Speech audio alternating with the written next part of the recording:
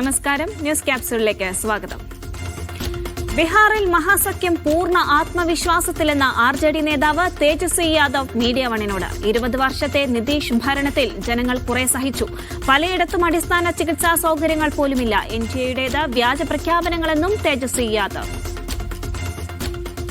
ആന്ധ്രയിൽ കരുത്തൊട്ട മോന്ത ചുഴലിക്കാറ്റിൽ ഒരു മരണം. ചുഴലിക്കാറ്റിൽ സംസ്ഥാനത്ത് വ്യാപക നാശനഷ്ടം. തെലങ്കാന, തെക്കൻ ഛത്തീസ്ഗഡ്, ഒഡീഷ എന്നിവിടങ്ങളിൽ കനത്ത മഴയാണ് പെയ്യുന്നത്. അയൽ സംസ്ഥാനമായ ഒഡീഷയിലും ചുഴലിക്കാറ്റിന്റെ ആഘാതം അനുഭവപ്പെട്ടു. മണിക്കൂറിൽ 100 കിലോമീറ്റർ വേഗത്തിൽ ആന്ധ്ര തീരം തൊട്ട് ചുഴലിക്കാറ്റിന്റെ വേഗം കുറഞ്ഞിട്ടുണ്ട്. തമിഴക വെട്രിക്കഴകം നേതാവ് വിജയ് കരൂരിൽ നേരിട്ട് എത്താത്തതിൽ പ്രതിഷേധിച്ച് നഷ്ടപരിഹാരമായ 20 ലക്ഷം രൂപ തിരിച്ചു നൽകി വീട്ടമ്മ. കരൂരിൽ വിജയുടെ റാലിക്കിടെ തിരക്കിൽപ്പെട്ട് മരിച്ച രമേശിന്റെ ഭാര്യ സംഘവിയാണ് വിജയ് നൽകിയ 20 ലക്ഷം രൂപ TVKയുടെ ബാങ്ക് അക്കൗണ്ടിലേക്ക് തിരിച്ചയച്ചത്.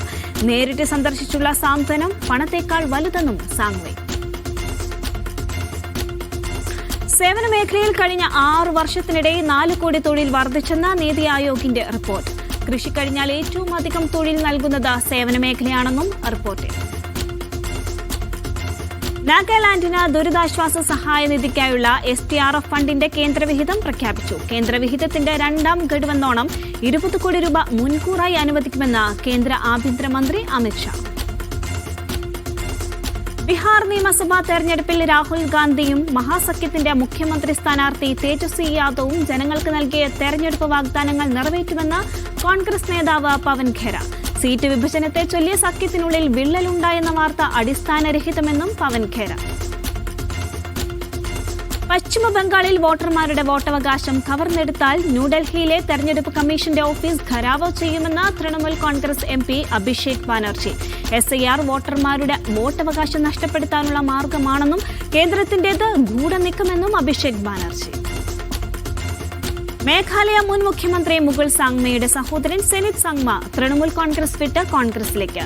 നാളെ മേഖലയിലെ PCC ആസ്ഥാനത്തെത്തി കോൺഗ്രസ് മെമ്പർഷിപ്പ് സ്വീകരിക്കുമെന്ന് വിവരം. സെനിത്തിന്റെ വരവ് 2028 നിയമസഭാ തെരഞ്ഞെടുപ്പിൽ ഗുണം ചെയ്യുമെന്ന വിലയിരുത്തലിൽ കോൺഗ്രസ്. നരേന്ദ്രമോദി നേതൃത്വം വഹിക്കുന്ന NDA ആയിരിക്കും ബീഹാറിൽ അധികാരത്തിൽ വരികയെന്ന ഉത്തരാഖണ്ഡ് മുഖ്യമന്ത്രി പുഷ്കർ സിംഗ് ധാമി. ജഗേശ്വർ ഡാമിൽ നടന്നുകൊണ്ടിരിക്കുന്ന വികസന പ്രവർത്തനങ്ങൾ അവലോകനം ചെയ്ത് സംസാരിക്കുകയായിരുന്നു അദ്ദേഹം.